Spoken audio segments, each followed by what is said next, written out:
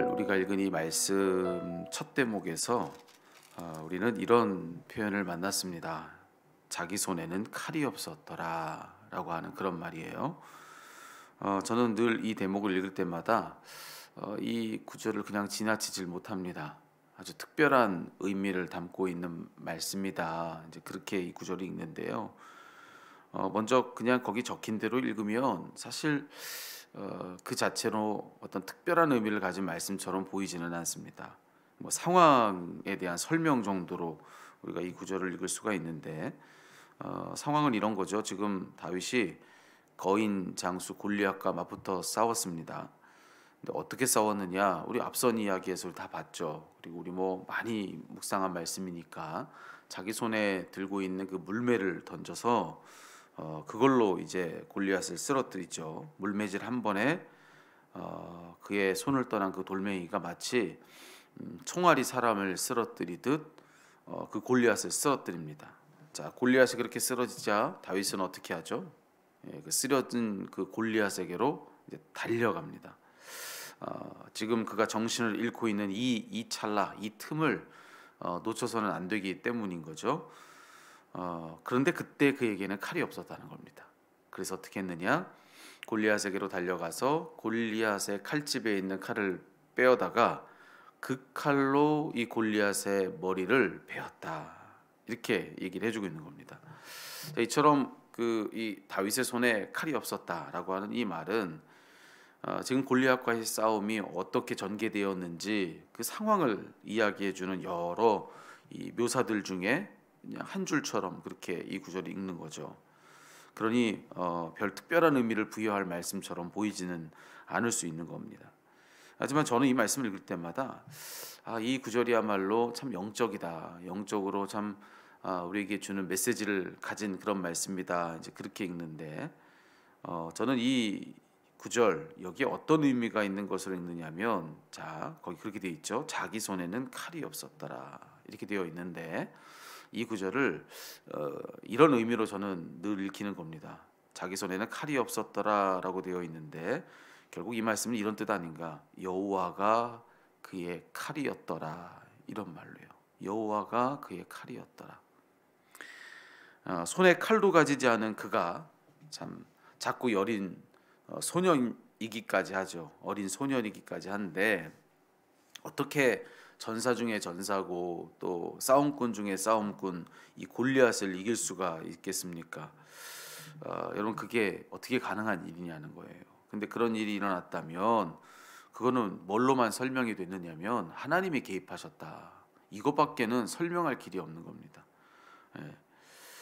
다윗이 골리앗을 무슨 수로 쓰러뜨릴 수가 있겠어요? 다윗의 힘은 골리앗을 쓰러뜨릴 수가 없습니다. 다윗 그 자신이 가지고 있는 힘만으로는 절대로 그 어떤 수를 어떻게 써도 골리앗을 못 쓰러뜨리죠. 근데 하나님의 힘은 골리앗을 쓰러뜨릴 수 있는 거 아니겠습니까? 이 골리앗이 아무리 크다 한들 하나님보다 크겠냐는 거죠. 그러니 이 다윗이 골리앗을 이길 수 있는가? 그건 절대로 마땅한 일이 아닌데, 하나님이 골리앗을 이길 수 있는가? 그건 너무나도 마땅한 일이라고 하는 것이죠. 그래서 오늘 이 구절을 보면서 우리는 다윗의 어떤 대단한 어떤 힘을 주목하는 것이 아니라 하나님의 능력을 주목하는 것입니다. 아무리 작고 여린 아이라 할지라도, 하나님은 그런 그 아이를 손에 주시면 이 골리앗은 아무것도 아니구나. 골리앗은 이 소년으로도 넘어뜨릴 수 있을 만큼 하나님은 그렇게 능하시구나. 그렇게 이 구절을 읽는 거죠. 앞서 우리가 함께 주목했던 그 구절의 의미를 생각한다면, 하나님은 정말로 얼마나 능하신지, 하나님께서 손에 쥐신 그의 그 손에 칼이 없어도 그래도 하나님은 상대를 이기시는구나, 이렇게 이 구절을 우리는 읽을 수가 있다는 겁니다.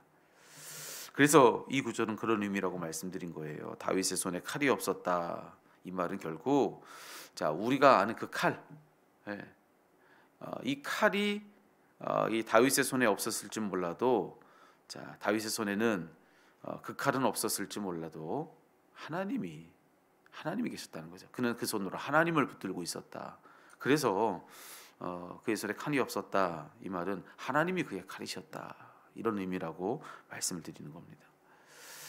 여러분, 이 말씀을 가지고 우리가 우리 이야기를 좀 해봐야 되는데, 우리는 언제나 뭘 문제 삼느냐면 우리에게 칼이 없는 것을 문제 삼기 마련입니다. 우리 모두가 다 그래요.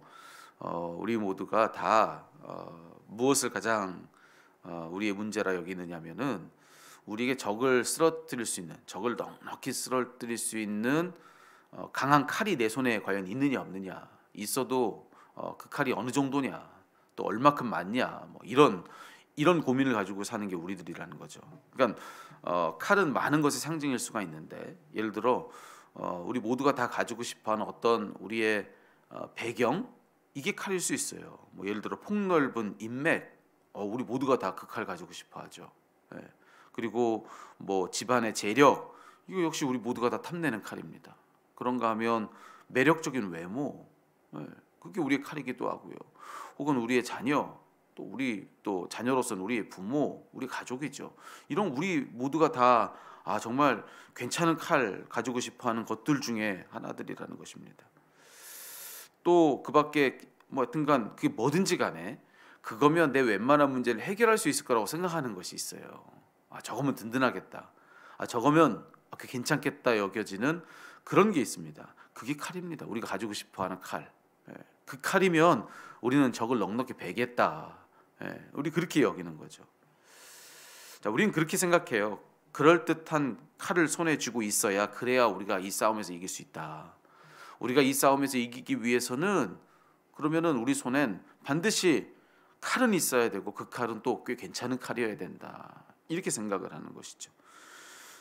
그러면서 우리가 그간의 싸움에서 이기지 못한 까닭은 바로 그런 칼이 내 손에 없었기 때문이다 라고 우리는 그렇게 또 생각을 하는 겁니다. 하지만 오늘 우리가 읽은 이 말씀은 우리의 그런 생각을 정면으로 반대하고 있는 거예요. 아니라는 거예요. 그렇지 않다.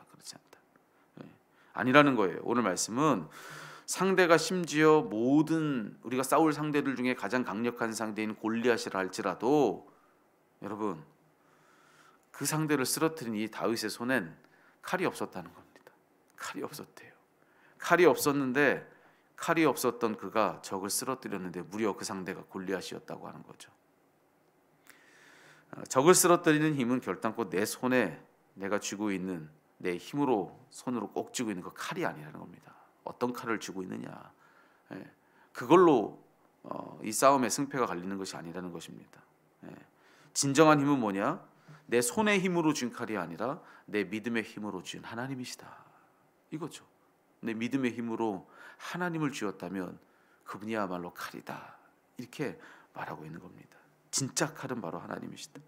여러분, 오늘 우리의 인생에 무장이 필요하다면 여러분, 우리가 오늘 이 말씀이 일러주고 있는 이런 무장을 해야 우리는 이길 수 있습니다. 이 무장만이 우리를 승리에 이르게 한다는 것이죠. 여러분, 지금 어떤 칼을 손에 쥐고 계십니까? 어떤 칼을 손에 쥐고 있어서 이 정도로는 꽤 괜찮은 싸움을 싸울 수 있겠다라고 여기고 계십니까? 앞으로 내 인생에 어떤 일이 어떻게 펼쳐질지 우리 참 그걸 알 수 없죠. 누가 알 수 있겠습니까? 지금까지도 그랬지만 여러분, 앞으로 여러분의 삶 가운데 여러분 또 어떤 싸움을 싸우게 될는지 여러분 아십니까? 우리 잘 알지 못하잖아요. 어제 어딘가를 가면서 그런 생각이 들어요. 1년 전에 거기 갔던 생각이 나더라고요. 그래서 1년 전에 여기 왔을 때 1년인가요? 몇 개월인가요? 근데 거기 왔을 때 지난번 여기 왔을 때만 하더라도 우리 교회 재계약 이거 안 돼가지고 고생하고 있었는데, 이 생각이 들더라고요. 근데 지금은 어쨌든 그 문제를 해결하고 나서 지금 그때의 그 고민은 없이 지금 평안한 마음으로 그곳을 이렇게 방문하면서 그 생각이 드는 거예요. 참 알 수 없다. 지나온 삶을 생각하면서도 지금 없는 어떤 우리가 씨름했던 무언가가 있었던 것을 기억하는 것처럼 우리는 앞날을 두고도 또 그렇습니다. 지금은 이렇게 참 평안한데 또 우리는 또 앞으로 어떤 문제를 가지고 또 씨름하게 될까? 아무 문제 없으면 참 좋죠. 근데 아무 문제 없는 때라는 것이 우리 지난 삶에 과연 있었냐고요? 한 번도 없지 않았습니까? 산 넘어 산, 그게 우리 인생 아닙니까? 언제나 문제가 가고 나면 또 다른 문제가 오지 않습니까? 이거 없으면 이제 평안하겠다. 여러분 그 평안을 깨는 문제는 또 이내에 있지 않습니까? 그 평안 속에서 또 다른 문제가 일어나서 우리로 하여금 근심하게 하잖아요. 늘 여러분 이런 일의 연속 속에 우리가 살고 있잖아요. 또 어떤 일이 올 거냐는 거죠. 또 우리는 무엇을 가지고 씨름하게 될 거냐는 것이죠. 예. 어떤 고민을 가지고 어떤 근심을 우리는 하게 될 것인가. 장담할 수 있는 게 있습니까? 그런데 그럼에도 불구하고 야 그래도 우리는 이걸 손에 쥐었잖아. 나는 이걸 내 손에 쥐었잖아. 내 칼집에는 이런 칼이 꽂혀 있잖아. 그래도 여러분 그걸로 자신할 수 있습니까? 앞날을. 여러분 그 어떤 칼로도 되질 않습니다. 되질 않습니다. 근데 오늘 성경 우리에게 분명히 이야기해주고 있어요. 그거면 이길 것 같은 그 칼이 우리에게 있다고 해서 문제는 없나? 아니요. 문제는 어디에서 우리로부터 없습니까? 우리를 진짜 이기게 하는, 상대가 누구든지 얼마든지 이기게 하는 우리의 진짜 칼, 하나님이 우리의 칼집에 계시느냐? 내가 그 하나님을 지녔느냐? 내가 그 하나님을 모셨느냐? 그 하나님을 실제로 지금 나는 믿음으로 붙들고 있느냐? 여러분의 손에 그 칼이 있습니까? 여러분 그걸로 우리는 이 싸움을 이긴다는 것입니다. 늘 여러분 이 사무엘상 17장의 말씀을 보면서 16장 17장 여러분 이 말씀 우리가 보면서 우리가 그 골리앗을 보잖아요. 다윗을 보잖아요. 다윗을 보면서 야 작은 어린 소년도 이 다윗도 이겼는데 우리도 이기지. 여러분 그냥 이기는 게 아니에요. 이 싸움은 믿음의 싸움이었다는 거 우리는 잊으면 안 됩니다. 이 다윗이 다른 걸로는 무장이 안 돼 있을지 모르지만 믿음의 무장을 하고 있었다는 사실 잊으면 안 되는 거죠. 이 다윗이 그저 작았지만 마냥 작지 않다. 그의 믿음은 너무 컸다는 사실을 잊으면 안 되는 겁니다. 그러니까 이 말씀을 우리가 이런 식으로 읽으면 오해예요. 작은 것이 큰 것을 이긴다 이런 식으로.